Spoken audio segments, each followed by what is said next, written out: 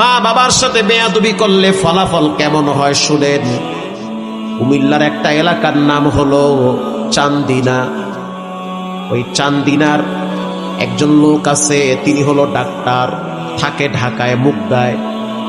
তিনি আমাকে বলল, হুজুর মায়ের সাথে বেয়াদবি করলে যে কি হয় এটা আমি চোখ দিয়ে দেখছি। প্রতি জুমায় তিনি আমার মসজিদে নামাজ পড়ে। ডাক্তার মানুষ, MBBS ডাক্তার, অনেক বড় সম্মানী ব্যক্তি।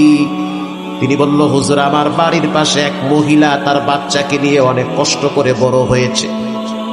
বড় হওয়ার পরে স্বামী মারা গেছে। স্বামী মারা যাওয়ার পরে স্ত্রী দ্বিতীয় কোনো স্বামী গ্রহণ করে নাই। বাচ্চার চেহারার দিকে তাকাইয়া সৌন্দর্য, রূপ, লাবণ্য, যৌবনকে বিসর্জন দিয়েছে। বাচ্চা বড় হয়ে গেছে, শক্তি হয়েছে। সন্তান এবার মাকে বলল, ও মা, আমার মনে চায় আমি ইতালিতে গিয়া কাজ কাম কইরা বাড়ি ঘরটার একটু সৌন্দর্য করব, কিন্তু টাকা নাই, কেমনে আমি ইতালি যাব?